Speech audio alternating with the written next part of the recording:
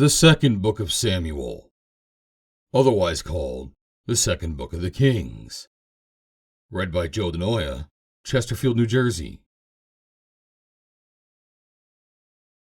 Now it came to pass after the death of Saul, when David was returned from the slaughter of the Amalekites, and David had abode 2 days in Ziklag. It came even to pass on the 3rd day, that, behold, a man came out of the camp from Saul with his clothes rent and earth upon his head. And so it was, when he came to David, that he fell to the earth and did obeisance. And David said unto him, From whence comest thou?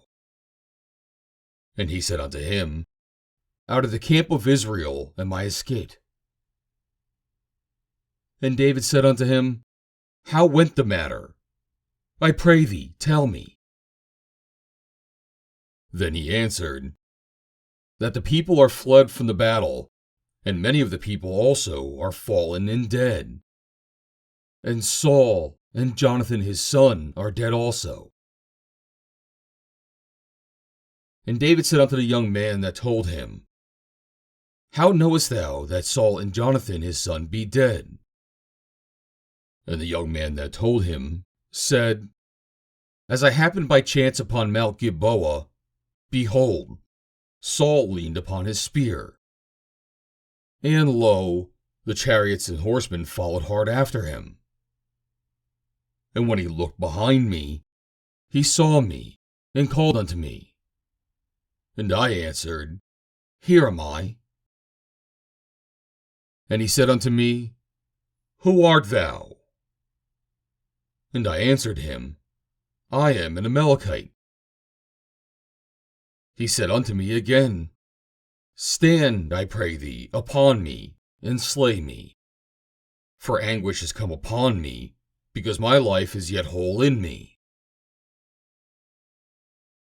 So I stood upon him, and slew him, because I was sure that he could not live after that he was fallen.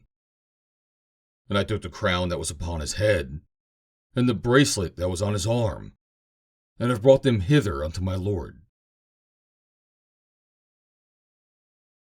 Then David took hold on his clothes, and rent them, and likewise all the men that were with him. And they mourned, and wept, and fasted until even, for Saul, and for Jonathan his son, and for the people of the Lord, and for the house of Israel, because they were fallen by the sword. And David said unto the young man that told him, Whence art thou? And he answered, I am the son of a stranger, an Amalekite. And David said unto him, How wast thou not afraid to stretch forth thine hand to destroy the Lord's anointed? And David called one of the young men, and said, Go near and fall upon him. And he smote him that he died. And David said unto him, Thy blood be upon thy head, for thy mouth hath testified against thee, saying, I have slain the Lord's anointed. And David lamented with his lamentation over Saul, and over Jonathan his son. Also he bade them teach the children of Judah the use of the bow. Behold, it is written in the book of Jasher, The beauty of Israel is slain upon thy high places. How are the mighty fallen? Tell it not in Gath. Publish it not in the streets of Askelon, lest the daughters of the Philistines rejoice, lest the daughters of the uncircumcised triumph. Ye mountains of Gilboa, let there be no dew, neither let there be rain upon you, nor fields of offerings. For there the shield of the mighty is vilely cast away, the shield of Saul, as though he had not been anointed with oil. From the blood of the slain, from the fat of the mighty, the bow of Jonathan turn not back, and the sword of Saul return not empty. Saul and Jonathan were lovely and pleasant in their lives, and in their deaths they were not divided. They were swifter than eagles. They were stronger than lions.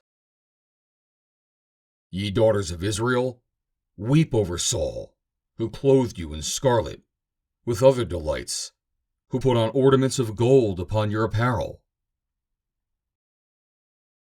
How are the mighty fallen in the midst of the battle!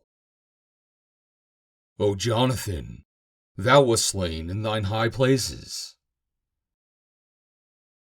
I am distressed for thee, my brother Jonathan.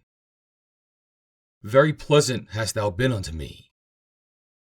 Thy love to me was wonderful, passing the love of women.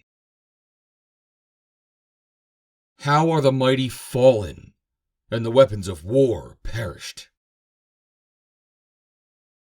End of chapter 1.